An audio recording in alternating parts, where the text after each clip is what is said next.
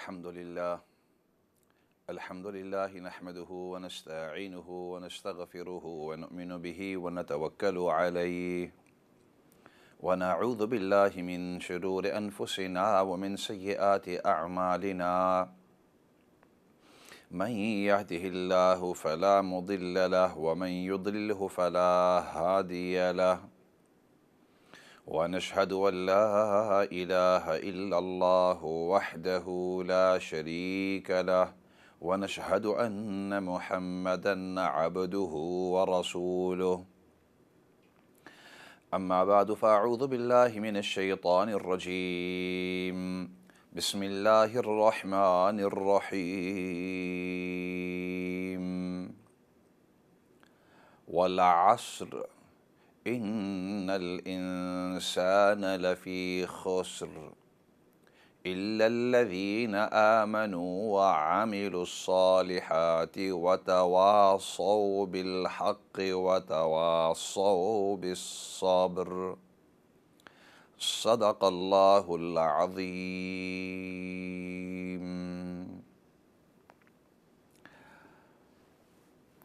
محترم و مکرم ناظرین سامعین، السلام علیکم ورحمۃ اللہ وبرکاتہ.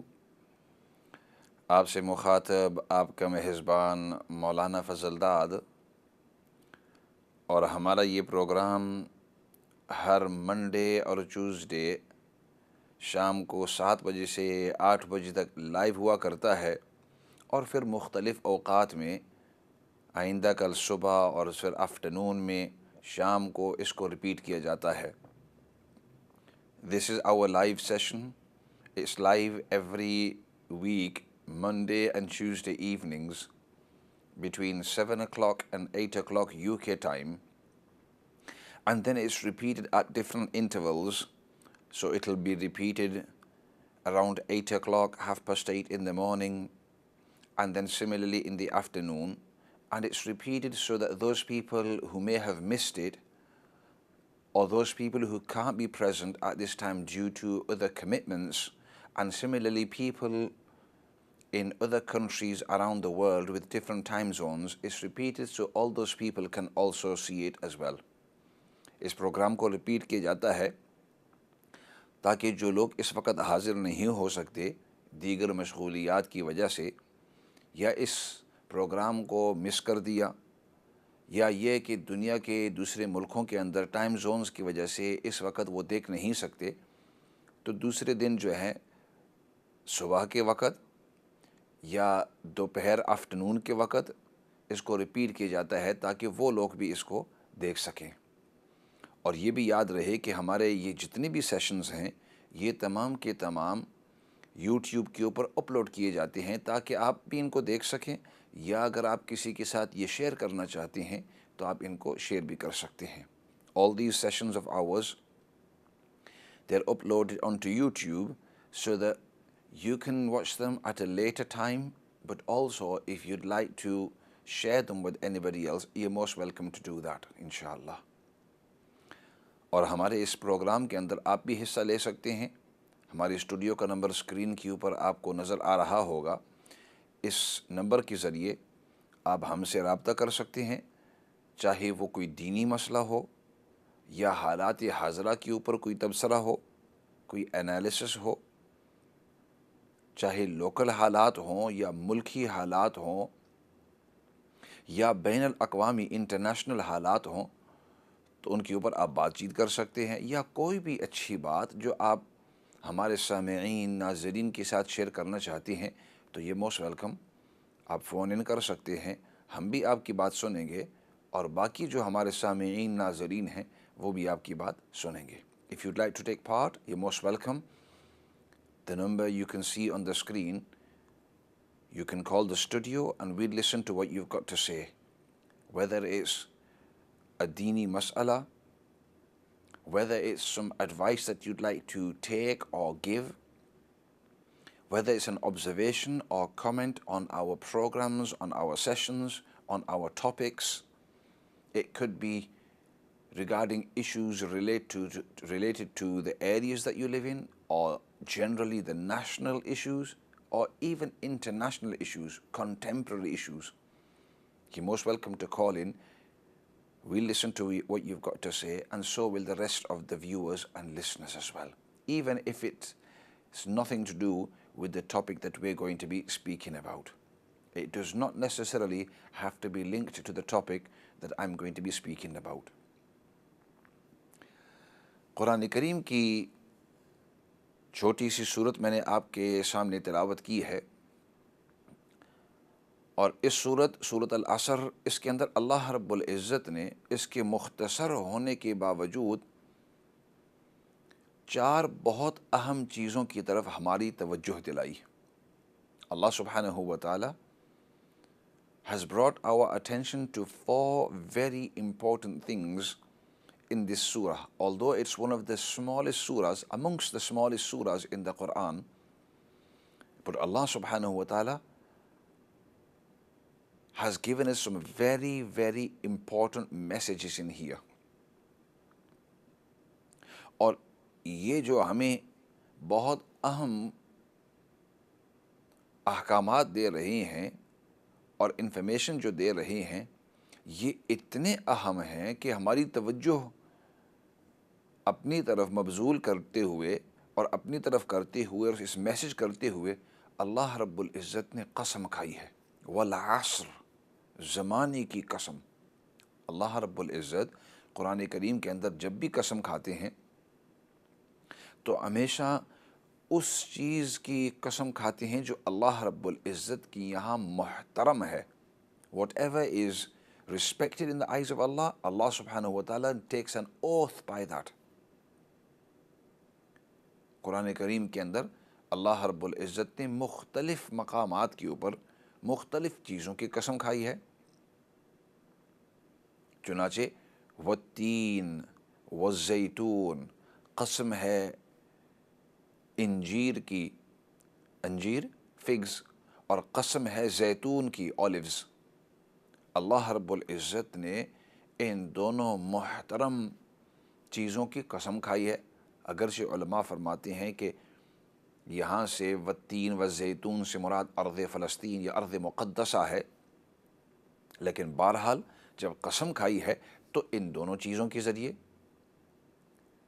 والتین والزیتون وطور سینین، تو یہ جو واو ہوتا ہے یہاں، یہ واو قسمیہ، اللہ رب العزت یہاں قسم کھا رہے، میں قسم کھاتا ہوں انجیر کی، قسم کھاتا ہوں زیتون کی، قسم کھاتا ہوں کوہ طور،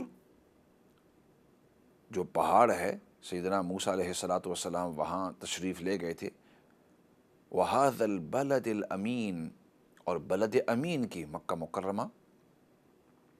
تو اللہ رب العزت قرآن کریم کے اندر مختلف مقامات کے اوپر جب قسم کھاتے ہیں تو سب سے پہلے ہمیں یہ ذہن کے اندر رکھنا ہے کہ وہ چیز جس کے ذریعے قسم کھائی ہے وہ بہت ہی محترم المقام، اس کا بڑا ہی مقام ہے اللہ رب العزت کی یہاں۔ When Allah subhanahu wa ta'ala is taking an oath, He only takes it by those things that Allah is giving great respect to. And that's why He is taking the oath. تو اس لیے جب اللہ رب العزت زمانے کی قسم کھا رہی ہیں، والعصر، زمانہ کتنا لمبا ہے کتنا چھوٹا ہے اللہ رب العزت بہتر جانتے ہیں، یہ اللہ کی مخلوق ہے، اللہ نے اس کو بنایا ہے، کیونکہ ہمارا ایمان یہ ہے کہ اللہ کی ذات کے علاوہ باقی جتنی بھی چیزیں ہیں وہ تمام کی تمام مخلوق، all those things other than Allah, every single thing other than Allah is a creation. So time, era, Allah subhanahu wa ta'ala is taking a qasam, an oath by, this is also one of the creation of Allah.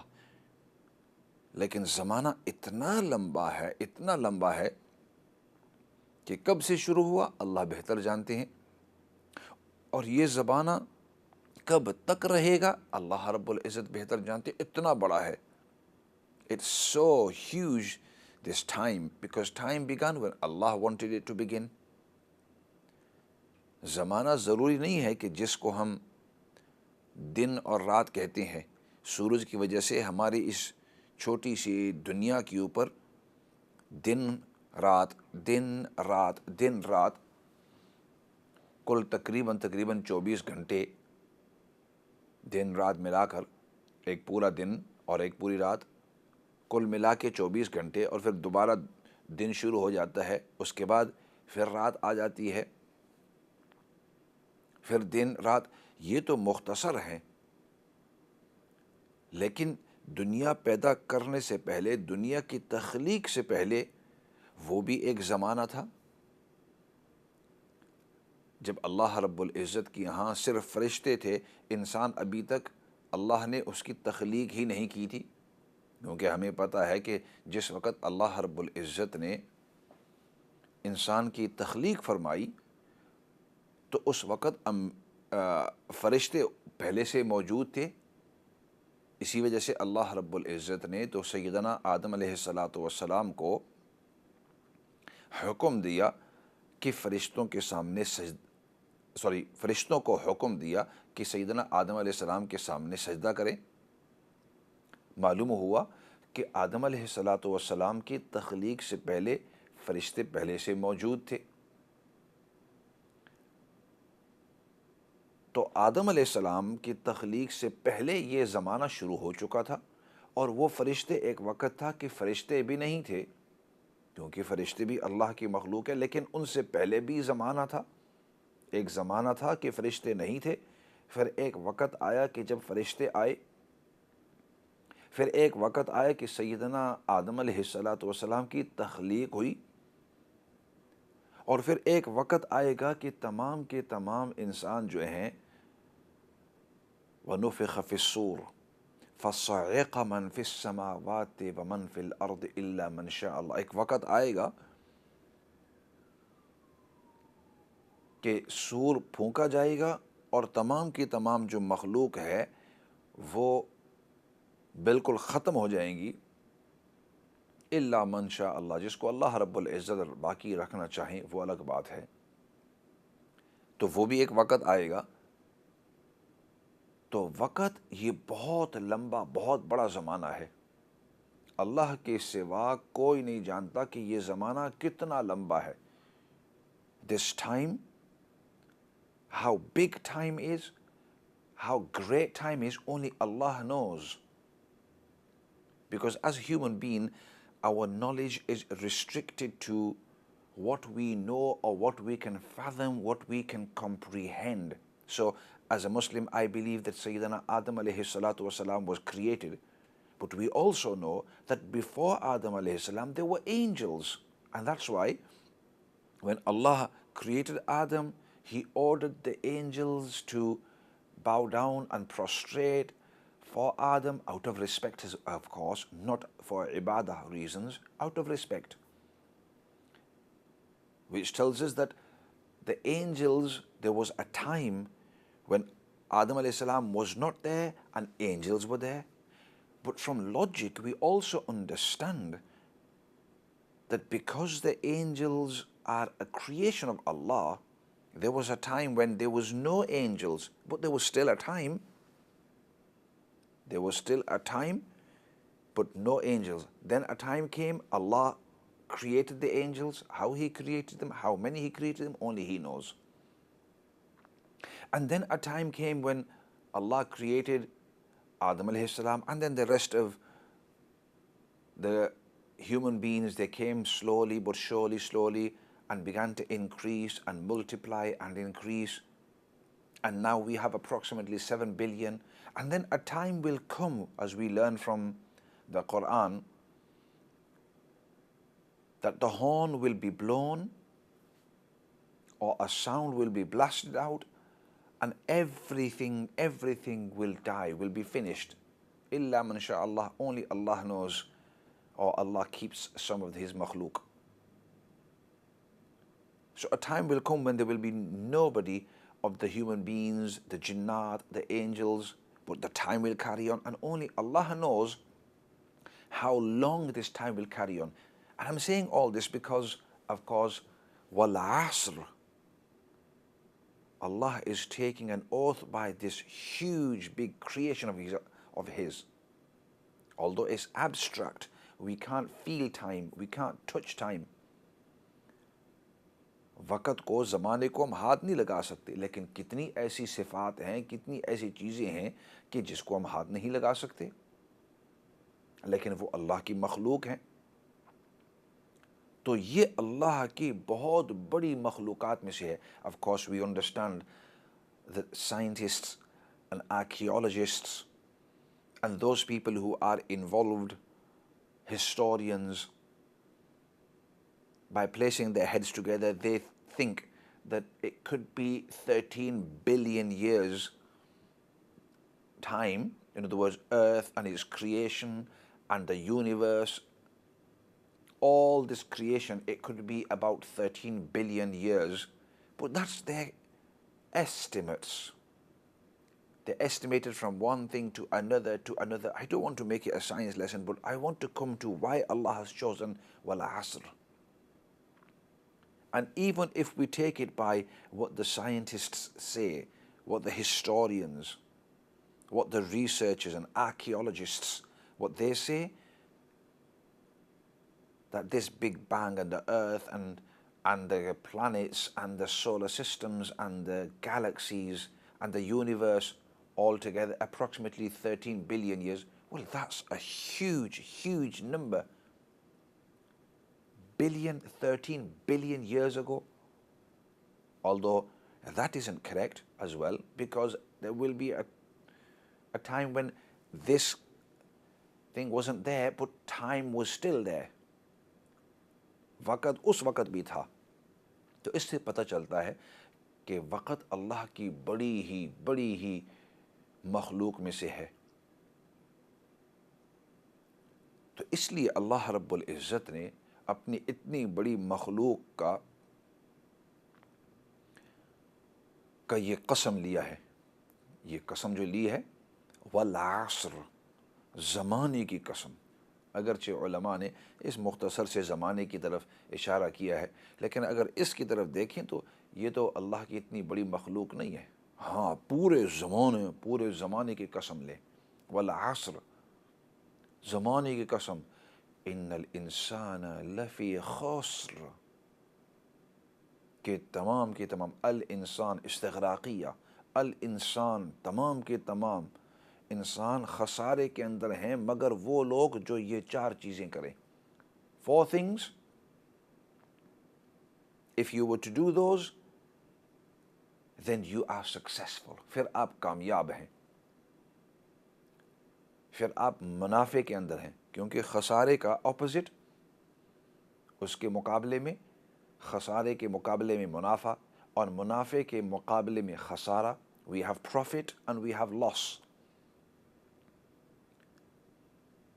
So there are 4 kinds of people. The people who have these 4 qualities inside them, جن کے اندر یہ 4 صفات ہیں، وہ تو منافع کے اندر ہیں. لیکن جن کے اندر یہ 4 صفات نہیں ہیں، تو اللہ رب العزت زمانے کی قسم کھاتے ہیں کہ وہ پھر خسارے کے اندر ہیں. Those people who have these 4 qualities inside them, or brings inside them these 4 qualities, then that person is at a profit, that person is successful, has succeeded, وہ کامیاب ہے. اور جس کے اندر یہ 4 صفات، یہ 4 چیزیں نہیں ہیں، إِلَّا الَّذِينَ آمَنُوا وَعَمِلُوا الصَّالِحَاتِ وَتَوَاصَوْا بِالْحَقِّ وَتَوَاصَوْا بِالصَّبْرِ. یہ 4 صفات جو ہیں جس کے اندر ہیں، تو وہ تو کامیاب ہے. That person has succeeded, is successful, is in a profitable state. But other than that, the rest of the people, the rest of the creation, the rest of the human beings, other than those 4 sifat, they are at a loss. They are losing. They are on a losing battle, wasting time. And those 4 things are, وہ 4 چیزیں فرمائے، وہ لوگ جو ایمان لائے. سب سے پہلے اللہ پر کامل ایمان لانا.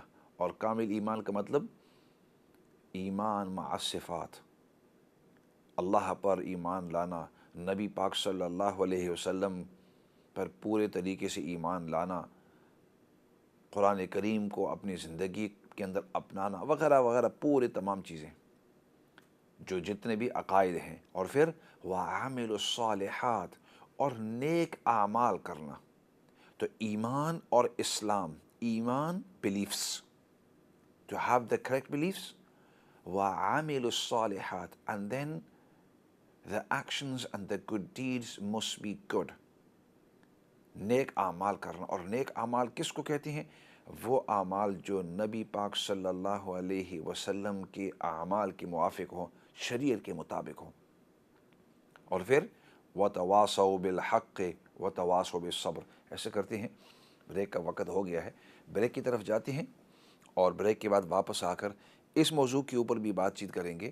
اور اگر آپ بھی کال کرنا چاہتے ہیں تو یہ موسٹ ویلکم، ہماری اسٹوڈیو کا نمبر سامنے نظر آ رہا ہے، آپ بھی کال کر سکتے ہیں، ہم آپ کی بات بھی سنیں گے۔ لیکن فی الحال بریک کی طرف۔